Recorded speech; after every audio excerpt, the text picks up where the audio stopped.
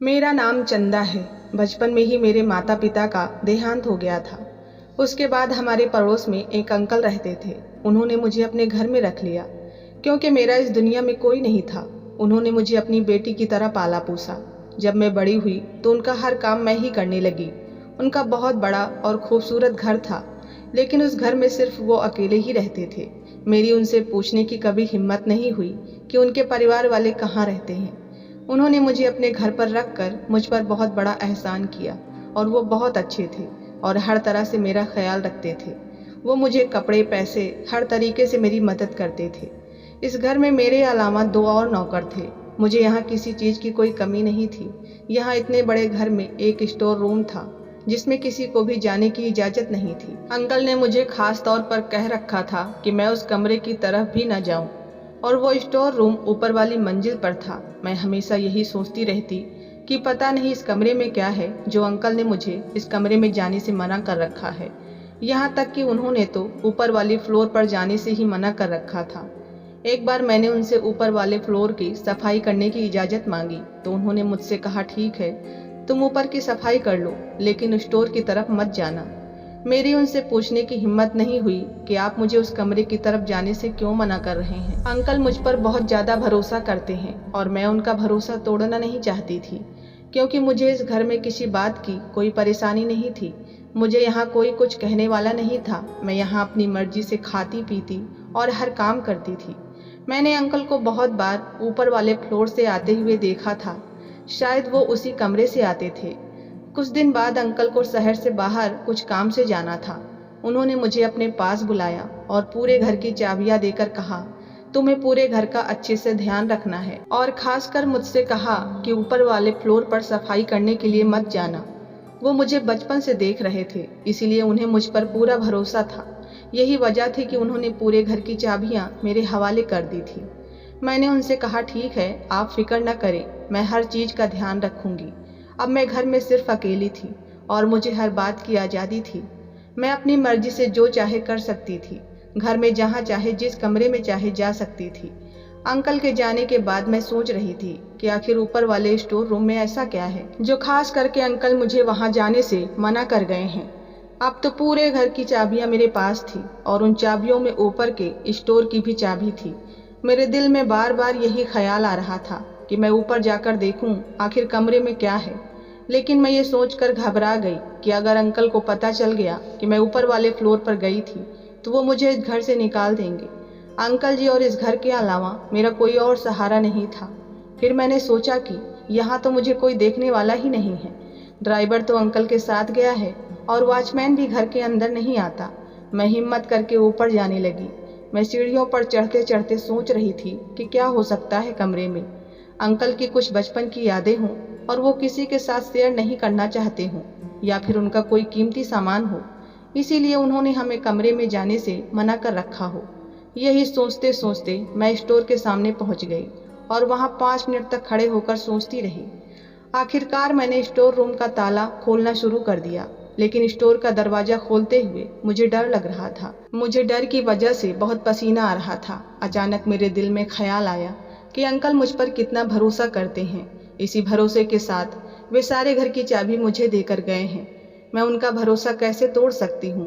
अगर उन्हें मेरी इस हरकत का पता चल गया तो उन्हें कितना अफसोस होगा। यही सोचकर मैं नीचे उतर आई। अंकल को गए हुए 1 हफ्ता हो गया था। अंकल के आने में अभी भी कुछ दिन बाकी थे। मैंने सोचा कि क्यों ना ऊपर वाले फ्लोर की सफाई कर लेती हूँ, क्योंकि जब तक अंकल वापस आएंगे तब तक ऊपर बहुत ज़्यादा धूल मिट्टी जम गई होगी और मैं घर में अकेली भी थी। मेरा दिल नहीं लग रहा था। अंकल होते तो वो सारा दिन मुझसे कुछ न कुछ हल्का फुल्का काम करवाते ही रहते थे। मैंने सोचा कि ऊपर के फ्लोर की सफाई ही कर लेती हूँ। मेरा समय भी गुजर जाएगा और साथ में सफाई भी हो जाएगी।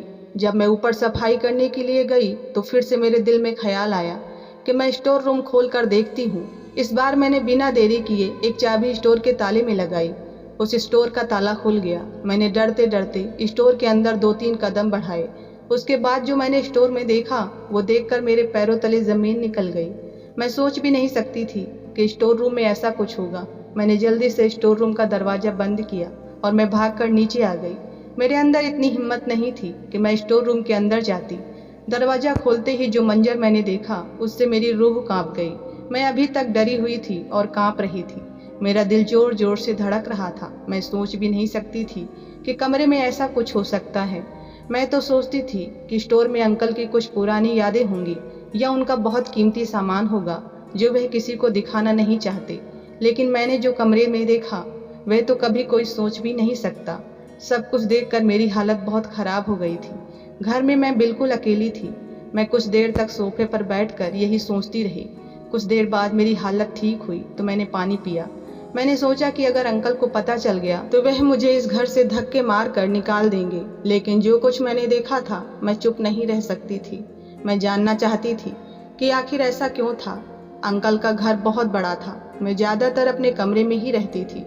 मैं अंकल के कमरे में भी बहुत कम जाया करती थी। जब मुझे कुछ काम होता मैं तभी उनके कमरे में जाती, या जब वे मुझे किसी काम से अपने पास बुलाते तब मैं उनके कमरे में जाती थी। मैंने उनके कमरे को ठीक से देखा भी नहीं था, लेकिन मैंने स्टोर में जो कुछ देखा था अब मैं ये जानना चाहती थी कि आखिर अंकल कौन है, उनका बैकग्राउंड क्या है। मैंने सोचा अंकल के कमरे में जाकर देखती हूँ, शायद वहाँ कुछ मिल जाए जिससे मुझे सच्चाई पता चल सके। मैं अंकल के कमरे में गई और मैंने उनके कमरे की तलाशी लेनी शुरू कर दी।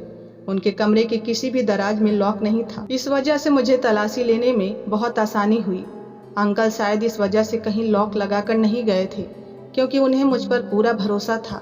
आज मैंने उनका भरोसा तोड़ दिया था।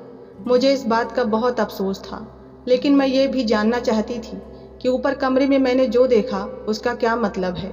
मैं आज तक यही सोचती थी कि अंकल अकेले क्यों रहते हैं, उनका बाकी परिवार कहाँ है, लेकिन कभी उनसे कुछ पूछने की हिम्मत नहीं हुई। अंकल के कमरे में मुझे ज़्यादा कुछ तो नहीं मिला, लेकिन उनकी अलमारी में कुछ फ़ोटो और एक डायरी मिली। मैंने उस डायरी को खोल कर देखा और पढ़ना शुरू किया। जैसे ही मैंने वो डायरी पढ़ी मेरी हालत ख़राब हो गई। मैं तो अंकल को बहुत रहमदिल समझती थी, लेकिन असल में तो अंकल कुछ और ही थे। वो डायरी पढ़ने के बाद मुझे ज़्यादा कुछ तो नहीं पता चला, क्योंकि डायरी में कुछ ही बातें लिखी हुई थी जो मुझे थोड़ी थोड़ी समझ में आ गई थी। अभी भी मैं अंकल का पूरा सच नहीं जान पाई थी। मैं यही सोच रही थी कि किसी तरीके से मुझे पूरा सच पता चल जाए। वहाँ कुछ फ़ोटो भी थे जो शायद अंकल के माता पिता के थे। मैंने उनके माता पिता की फ़ोटो पहली बार देखी थी। उनकी गोद में एक बच्चा था जो शायद अंकल ही थे। मुझे थोड़ा बहुत समझ में आ रहा था, लेकिन मैं अभी पूरा सच नहीं जान पाई थी। मैंने अंकल का कमरा पहले की तरह कर दिया और कमरे से बाहर आ गई। मैंने स्टोर रूम भी ऐसे ही लॉक कर दिया जैसा पहले था, क्योंकि मैं नहीं चाहती थी कि अंकल को पता चले कि मैं उनके कमरे में गई हूँ और मैंने उनके कमरे की तलाशी ली है, या उन्हें ये बात पता चले कि मैंने स्टोर खोल कर देखा है। अब मुझे अंकल से डर लगने लगा था। मैं बचपन से इस घर में अंकल के साथ रह रही थी, लेकिन कभी मुझे उनसे डर नहीं लगा। मगर आज जो मैंने स्टोर में देखा वो देखकर मुझे अंकल से डर लग रहा था। अगर उन्हें पता चल जाता तो वो मेरे साथ पता नहीं क्या करते। हो सकता है वो मेरे साथ भी। अंकल के वापस आने का समय हो रहा था और मेरे अंदर उनका सामना करने की हिम्मत नहीं थी, लेकिन फिर भी मुझे उनका सामना करना पड़ा। मैंने फटाफट से अंकल के लिए भोजन निकाला और अपने कमरे में आ गई। मैं कमरे में आराम कर रही थी, तभी मेरे फ़ोन की घंटी बजी। जब मैंने फ़ोन उठाया तो अंकल बोल रहे थे। अंकल ने मुझे अपने कमरे में बुलाया था। ये सुनकर तो मेरी जान ही निकल गई। मैंने सोचा शायद अंकल को सारा सच पता चल गया है। मुझे बहुत डर लग रहा था, क्योंकि मैं घर में बिल्कुल अकेली थी। यही सोचकर मुझे अंकल का खौफ आ रहा था। अंकल ने मुझसे कहा कि सर्दी बहुत है, मेरे लिए एक कप कॉफ़ी बना दो। ये सुनकर मेरी जान में जान आ गई। मैंने कॉफ़ी बनाकर अंकल के कमरे में भेज दी। अंकल ने मुझे फिर से अपने कमरे में बुला लिया और अपने पास बैठाया और थोड़ी सख्त आवाज़ में पूछने लगे, क्या तुमने मेरे जाने के बाद मेरे कमरे की तलाशी ली थी? उनकी बात सुनकर मेरी हालत ख़राब हो गई। मैं सोचने लगी कि उन्हें कैसे पता चल गया, लेकिन मैं उनके सामने खामोश सर झुकाकर बैठी रही। अब अंकल एकदम शांत होकर बोले, ऐसा क्या चाहिए था मेरे कमरे से तुम्हें, जो मेरे पीछे मेरे कमरे की तलाशी लेनी पड़ी? किस चीज़ की ज़रूरत पड़ गई थी? क्या मैंने तुम्हारा ख्याल रखने में कोई कसर छोड़ दी थी? अंकल बहुत ही आराम से मुझसे पूछ रहे थे, लेकिन मेरे पास उनकी बातों का कोई जवाब नहीं था। मैंने उनका भरोसा तोड़ा था। तो मैं क्या लगा था कि मुझे कुछ पता नहीं चलेगा। कमरे में घुसते ही मैं समझ गया था कि किसी ने मेरे कमरे की तलाशी ली है। बोलो, आखिर तुम्हें क्या चाहिए था? मेरी सारी दराजें चेक की है तुमने, मेरा सारा सामान उलट पुलट कर दिया है। फिर मैंने सोचा कि सारा सामान ठीक से रखा था। फिर अंकल को कैसे पता चला? तब फिर अंकल ने मुझे बताया कि मैं अपना सारा सामान बहुत अच्छे से रखता हूँ, मुझे कोई भी चीज़ इधर उधर पसंद नहीं। शायद तुम जल्दी में मेरा सामान ठीक से रखना भूल गई थी। अंकल बहुत गुस्से में थे, लेकिन फिर भी वो मुझसे नरमी से बात कर रहे थे। वो मुझसे सवाल पर सवाल किए जा रहे थे, लेकिन मेरे पास उनके सवालों का कोई जवाब नहीं था। आखिरकार मैंने उन्हें सारा सच बता ही दिया। अंकल, मैं ऊपर वाले फ्लोर पर सफाई करने गई थी। मेरी नज़र स्टोर पर पड़ी तो मैंने अपना शक दूर करने के लिए स्टोर रूम खोल कर देखा। जैसे ही मैंने स्टोर का दरवाज़ा खोला तो मेरी जान निकल गई। इसी वजह से सच जानने के लिए मैंने आपके कमरे की तलाशी ली। मुझे लगा हो सकता है आपके कमरे से मुझे कोई ना कोई सुराग मिल जाए, जिससे मुझे पूरा सच पता चल जाए। लेकिन आपके कमरे में मुझे कुछ भी नहीं मिला। जो कुछ भी मैंने ऊपर देखा, उसके बाद अगर मैं खामोश रहती तो वो मेरे लिए पाप होता। मुझे आपके कमरे में सिर्फ एक डायरी और कुछ फ़ोटो मिले थे, जिसे देखकर मैं सोच में पड़ गई। मुझे समझ नहीं आ रहा था कि आपने ऐसा क्यों किया। क्या कोई आदमी किसी के साथ ऐसा भी कर सकता है? मैं तो आपको बहुत नेक समझती थी, लेकिन आप तो कुछ और ही निकले। मैं कभी भी आपके बारे में ऐसा नहीं सोच सकती थी। मुझे अंकल से बहुत डर लग रहा था, लेकिन फिर भी मैंने उन्हें सब कुछ कह दिया। ज़्यादा से ज़्यादा वे मुझे इस घर से निकाल देते, लेकिन जो भी मैंने ऊपर देखा, इसके बाद मैं खामोश नहीं रह सकती थी। अंकल मेरी बात सुनकर गुस्सा होने के बजाय मुस्कुराकर मुझे देखने लगे। जानकर खुशी हुई कि तुम्हें सही और गलत का फ़र्क मालूम है। तुम्हें पता है क्या सही और क्या गलत है।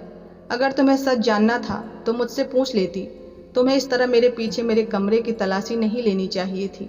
मैंने तुम पर भरोसा किया था, तुमने मेरे भरोसे को तोड़ दिया। तुम्हें सच ही जानना है तो ठीक है, मैं तुम्हें सारा सच बताता हूँ। मेरा पूरा नाम उमा शंकर है। मैं सिर्फ 6 साल का था जब मेरे पिताजी का देहांत हो गया था। मेरे पड़ोस में एक आदमी रहते थे जो पिताजी के देहांत के बाद मेरा बहुत ख्याल रखते थे। उन्होंने मेरी माँ से शादी करने के लिए कहा। मेरी माँ ने शादी के लिए ये सोचकर हाँ कर दी कि वे मेरा बहुत ज़्यादा ख्याल रखते हैं, पिता की कमी महसूस नहीं होने देंगे। और मेरे पिता का कारोबार भी बहुत बड़ा था, वह उसे भी संभाल लेंगे, क्योंकि अकेली माँ से इतना बड़ा कारोबार नहीं संभाला जा रहा था। और मैं भी उस समय बहुत छोटा था। शादी के बाद भी मेरे दूसरे पिता मेरा बहुत ज़्यादा ख्याल रखते थे। वे मुझे स्कूल छोड़ कर आते और स्कूल से वापस भी लेने जाते थे। मेरी हर चीज़ का ख्याल रखते थे और मेरे साथ खेलते भी थे। मैं भी उनके साथ बहुत खुश रहता था। उन्होंने पिताजी का पूरा कारोबार संभाल लिया था। मेरी माँ भी उनके साथ बहुत खुश थी, लेकिन मेरी माँ का और उनका साथ कुछ ही दिनों का था। शादी के 1 साल बाद ही मेरी माँ का हार्ट अटैक से देहांत हो गया। मेरे पिताजी ने अपनी मौत से पहले ही अपनी वसीयत बना दी थी, जिसके मुताबिक सब कुछ मेरे नाम पर था। जब मैं 18 साल का होता तो पिता का सब कुछ मेरा हो जाता। मेरी माँ के नाम ज़्यादा कुछ नहीं था, सिर्फ एक घर और कुछ जायदाद थी, जो कि उन्होंने मरने से पहले अपने दूसरे पति के नाम कर दी थी। अब जब तक मैं 18 साल का नहीं था, तब तक इस सारी जायदाद की देखभाल की जिम्मेदारी मेरे दूसरे पिता की थी। मेरी माँ के देहांत के बाद ही मेरे दूसरे पिता ने अपना रवैया मेरे साथ बदल लिया। उन्होंने मेरा स्कूल जाना भी बंद करवा दिया और मुझे सिर्फ एक कमरे में बंद रखते थे। मुझे खाने पीने को भी नहीं देते थे। जब मेरी मरने की हालत हो जाती, तब मुझे थोड़ा सा पानी और थोड़ा सा खाना दे दिया करते थे। सारा दिन मेरे पिताजी के घर में अय्याशी करते थे। उन्होंने सारे वफादार नौकरों को भी घर से निकाल दिया था और अपने ही जैसे पैसों के लालची आदमियों को घर पे काम पर रखा था। वो उन्हीं के कहने पर सब कुछ करते थे। जब मैं कमरे से बाहर निकलने की कोशिश करता तो मेरे सौतेले पिता और उनके नौकर मुझे मारते थे। वे रोजाना अपने दोस्तों को घर पर लाते, पार्टियां करते और मेरे पिता के पैसे उड़ाते थे। अब तो उन्होंने ऑफिस जाना भी बंद कर दिया था। एक दिन जब मैंने कमरे से भागने की कोशिश की तो मेरे पिता के नौकर ने मुझे देख लिया। उसने मेरे पिता को बता दिया। उसके बाद वे आदमी मुझ पर और जुल्म करने लगा। मुझे सिर्फ कमरे में ही बंद नहीं किया, बल्कि मुझे रस्सियों से बांध दिया। अब तो मुझ पर और ज़्यादा जुल्म होने लगा था। एक दिन मेरे पिता ने मुझे बताया कि मेरी माँ अपनी मौत से नहीं मरी, बल्कि उन्होंने ही उसे मारा है। उन्होंने मेरी माँ को कोई ऐसी दवाई दी थी जिसकी वजह से उन्हें हार्ट अटैक हो गया और वे मुझे छोड़कर चली गई। मेरे सौतेले पिता ने मुझे बताया कि उसने ये सब कुछ मेरे पिता की जायदाद पाने के लिए किया था। वो मेरा ख्याल इसीलिए रखता था ताकि मेरी माँ उससे शादी कर ले और बाद में वह उसे और मुझे मार कर सारी जायदाद हासिल कर सके। लेकिन मेरी माँ के मरने के बाद पता चला कि सारी जायदाद मेरे नाम पर है। वह तो मुझे भी मारना चाहता था, लेकिन 18 साल से पहले अगर वह मुझे मार देता या मुझे कुछ हो जाता तो सारी जायदाद ट्रस्ट को चली जाती, उसके हाथ कुछ नहीं लगता। इसीलिए उन्होंने मुझे अभी तक जिंदा रखा था।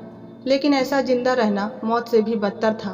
वो ये भी चाहता था कि मैं पागल हो जाऊं, क्योंकि इस हालत में सारी जायदाद सिर्फ उसकी हो जाती। अब तो उसके जुल्म की वजह से मेरे दिमाग ने भी काम करना बंद कर दिया था। शायद मैं पागल ही हो जाता, और अगर बच जाता तो 18 साल के बाद वे जबरदस्ती सारे पेपर पर मुझसे साइन करवा कर मेरा मर्डर कर देता। मेरी हालत बहुत ख़राब हो चुकी थी। मैं घर के सारे नौकरों से और अपने पिता के दोस्तों से हाथ जोड़कर विनती करता कि वे मुझे यहाँ से जाने दें, लेकिन कोई मेरी बात नहीं सुनता। उल्टा मेरा सभी मजाक उड़ाते और मुझे पागल कहकर चिढ़ाते थे। कुछ सालों तक ऐसे ही एक कमरे में बंद रहा। मुझे सिर्फ इतना ही खाने पीने को दिया जाता जिससे मैं जिंदा रह सकूं। एक बार एक नौकर जब मेरे पास खाना लेकर आया तो उसने मुझसे पूछा कि तुम कौन हो और यहाँ ऐसे कैसे रह रहे हो। मैंने उससे पूछा कि तुम कौन हो, मैंने तुम्हें पहली बार इस घर में देखा है। उसने मुझे बताया कि वह नया नया नौकरी पर आया है। फिर मैंने उसको सारी कहानी बताई। उसे सुनकर बहुत अफसोस हुआ। उसने मुझसे कहा, तुम फिक्र मत करो, मैं तुम्हारी मदद जरूर करूँगा। कोई आदमी इतने छोटे बच्चे पर इतना जुल्म कैसे कर सकता है, वो भी सिर्फ जायदाद के लिए। भगवान तुम्हारे साथ जरूर कुछ अच्छा करेगा।